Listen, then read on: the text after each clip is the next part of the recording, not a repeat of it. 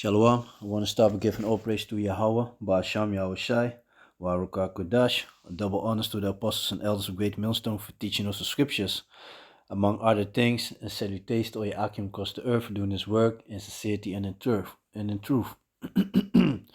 Shalom. So this video, basically, there's a lot of stuff going on.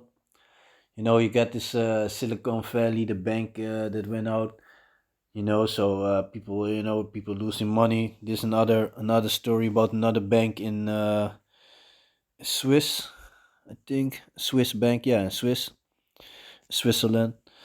So so there's a lot of stuff going on.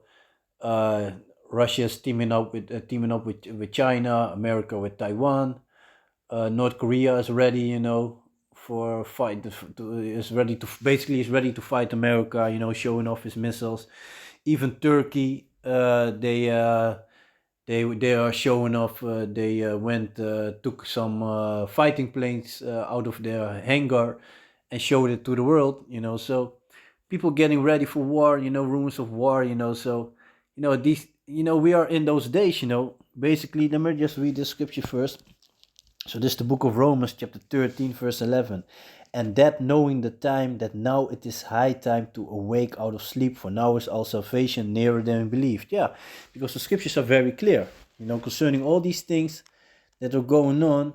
Yahushua told the disciples back then, if you see these things happening, the things that are going on right now, those are the signs that the coming of Yahushua is close. Like the scripture in Romans said, for now is all salvation nearer than we believed. Yeah, we are close to the end than we realize. We don't know. And it might seem a long time, but you gotta realize, going through some horrible shit, going through some hard times, everything messed up, these fucking heathens, dealing with these heathens and all this shit, at the job, of course, gets me tired too, get me vexed too, stupid females, you name it, But this is only temporary, how you say that, the kingdom is gonna be forever, so let these heathens have their fun, the time is about to end, smart remarks at the job and this and that, fuck that shit. So this is the book of Matthew chapter 24 and 6. And ye shall hear of wars and rumors of wars. See that ye be not troubled, for all these things must come to pass, but the end is not yet. No, because when the third world war is in full effect, that's the moment for Yahushua to come back. So we aren't there yet. We're close, but we aren't there yet. You see all these countries, they're showing the muscles, these bankings, because there's also a thing, this banking scheme, a lot of banks, now they claim they all of a sudden they losing money and this and that. No, this is bullshit, because the money was never there. People bring the money to the bank, and the money take the money. The bank take the money, and they buy, they invest it in weapons and use it for war and stuff like that. If everybody would go to the bank and went to get their money, there's nothing there. It's based on thin air. Back in the days, money was, it was silver, it was gold. And now these days, and still, if you got gold, if you got silver, the value will only get more. But money, is bullshit, And before you know it, they're gonna come with this new system, the MOTB, the mark of the beast, as the Bible describes, because it will come. It will come. Matter of fact, let me go to this scripture. This is the book of Habakkuk. This is the book of Habakkuk, chapter 2, verse 3. For the vision is yet for an appointed time, but at the end it shall speak and not lie. Though it tarry, wait for it, because it will surely come. It will not tarry. Yeah, it's gonna happen. Whether the people want to believe it or not, it will happen. Let me see. This is the book of Romans. This is the book of Romans, chapter 3, verse 3. Because, a lot of people, they might not believe it, like you had Nate from Israel United and Caesar, talking about ain't no microchip and this and that, talking about the MOTB, that's sin, all this bullshit. Well, he probably he knows it, probably he took it back, so he's misleading the people. But the elect, the scripture said, if it will possible, they will how you say that, uh, uh, fool the elect, roughly paraphrasing. But that's not the case. The elect gonna know it, gonna understand it and gonna see the things for what they are, to the spirit of Yahweh Basham Yahushai. So let me see. This is the book of Romans, chapter 3, verse 3. For what if some did not believe? Shall their unbelief make the faith of Yahweh Basham Yahushai without effect? So, you gotta imagine there are people, they think if they don't believe that nothing, they think nothing's gonna happen, but it will happen. They're gonna be in a horrible case, because at least we who are in the know, to the spirit of Yahweh Basham Yahshua, we are very well aware about what is coming, Verse 4. Yahweh forbid, let Yahweh be true, but every man a liar, as it is written. So that thou mightest be justified in thy saying, and mightest overcome when thou art judged. Yeah, because horrible time is coming. It's about to come for the whole the world. Whole the world's going to be tried. So back to the book of Matthew, chapter 24 and 6. And ye shall hear of wars and rumors of wars. See that ye be not troubled, for all these things must come to pass, but the end is not yet. No, we are close at the end, but the end is not there yet. For nation shall rise against nation, race wars, kingdom against kingdom. You see all these countries, teaming up, looking for bodies. And there shall be famines and pestilence, they are busy, destroying, talking about the bird flu. So they're busy destroying the, how you call that? Destroying uh, the chickens, the eggs, because the egg, the yolk of the egg, it helps against the devil juice, the 21 jump shot. So they try to eliminate that, Hey, Esau is, they know what they're doing, they had all this big stocks for foods on fire and stuff, so they, Esau is busy creating famine, all these things, and then blame it on Ukraine. Yeah, man. Uh, For nation shall rise against nation, and kingdom against kingdom, and there shall be famines and pestilence and earthquakes in diverse places. And there were, like a couple of weeks ago, there were a lot of earthquakes, Turkey, Philippines, Hungary, different places. All these are the beginning of sorrows. Yeah, it's going to be horrible, man. It's going to be horrible, but the end is not yet. So let me go in this article. So I saw this article. So billions lost at Credit Suisse. These are the losers and winners. Billions evaporated. So you want to tell me that billions of money is just it's just gone. It's just gone and nobody knows where it went to. Billions evaporated this weekend in the sale of the major Swiss bank. So they even sold the bank and they lost billions.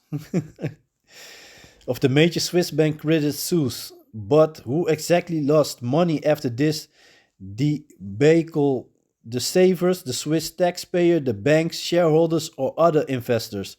And are there people who actually earn money? Small savers at the end of the last years, households and small businesses had around 13 billion euros in savings in Credit Suisse accounts. If the bank had collapsed, they would temporarily not be able to access that money, and customers with more than 100,000 Swiss francs, about 100,000 euros, in their account would lose everything above that amount. The Swiss government wanted to avoid that scenario at all costs, especially when falling over seemed to be an increasingly realistic option when the share price of the scandal embroiled bank tumbled down last week. That scenario has been prevented with the forced sale to competitor UBS. The savers don't lose a penny. In the banking crisis of 2008, banks such as ABN AMRO were rescued with taxpayers' money. Is it now again the taxpayer on whom the problems are passed on? No, unlike in 2008, supervisors have more means to intervene at the time, they could either collapse the bank and dupe the savers and the shareholders, or nationalize the bank and dupe the taxpayer. Now, regulators can also intervene in a way that saves both savers and taxpayers a forced takeover. That's exactly what happened in Switzerland. Arab shareholders. It's funny, man. It is therefore the shareholders who are affected by the Swiss problems. They now receive 80 cents per share from the Zurich bank, while a share was still worth 185 cents on Friday before the forced takeover.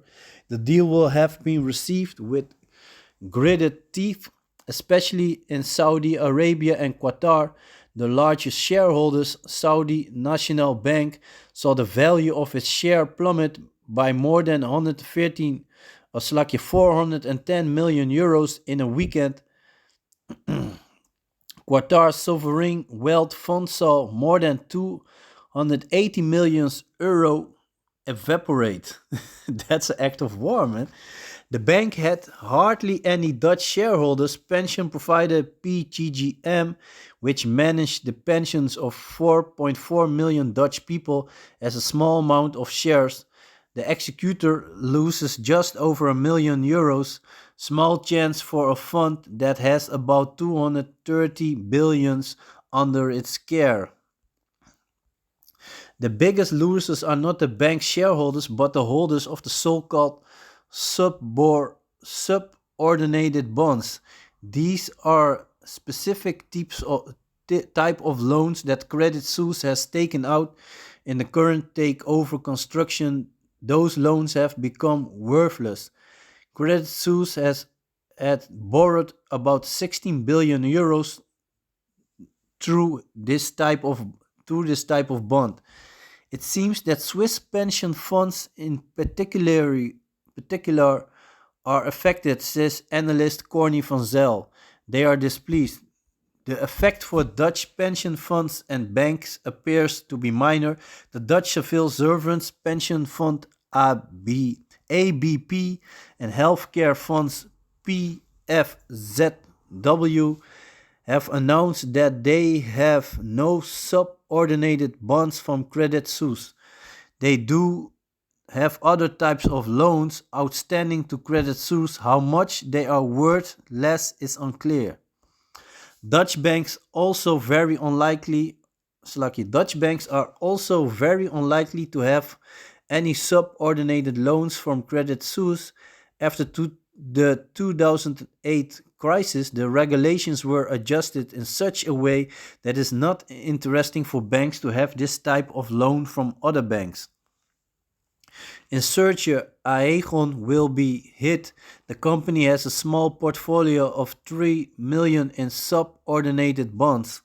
And the winners, where the money is lost, there's always a winner. Some investors are betting on the fall in stock prices. These so-called short sellers have therefore made a lot of money from the problems at Credit Suisse. For example, in the bankruptcy of Silicon Valley Bank, the American investor William C. Martin was one of the winners. As early as January, he warned on Twitter about the problems at the bank. That was also the moment that he started betting on a price drop. Short sellers have also been circling the beleaguered Credit Suisse for a long time. In October, the New York Times already made a big profile about the Wall Street rebels on Reddit who called for gambling on share price losses at one of Switzerland's oldest banks. Short sellers earned hundreds of millions of euros due to the fall in the price of Credit Suisse. So yeah, this system is going down. ESO is going down. So he's forcing this MOTB. He's working towards it, and I'm gonna read about it. So this is the book of Revelations, chapter 13 and verse 16. And he causes both small and great, rich and poor, free and bond, to receive a mark in the right hand or in the forehead. Don't forget all these things that they've been doing. I saw clips of Walmart, where they have the sensors and cameras installed. In Holland you had many stores. They rebuilding it, renovate it, and they make a lot of self, you know, cashless,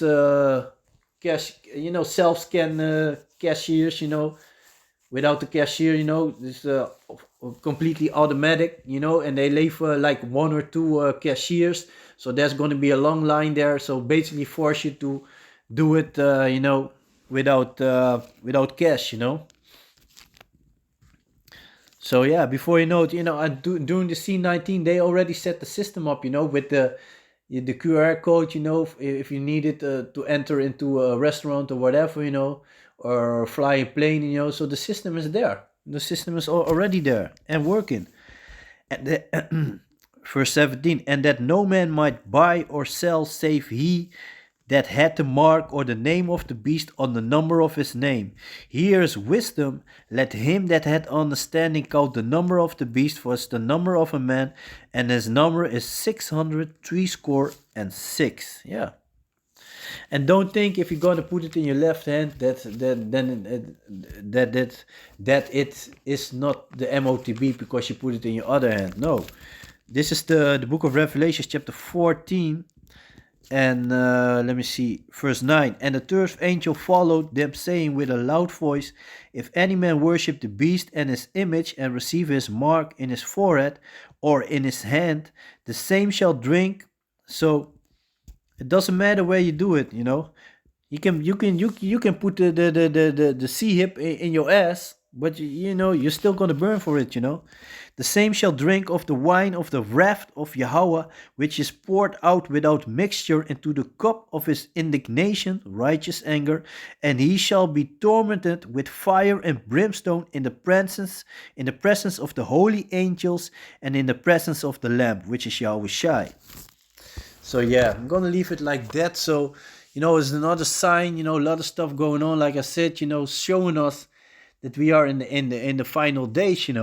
So yeah, with that, I want to give all praise to Yahweh, Basham Yahushai, Waharuka Kudash, a double honors to the apostles and elders of Great Millstone for teaching us the scriptures, among other things, and salutation to all Akim across the earth for doing this work in sincerity and in truth. So with that, I'm going to say Shalom.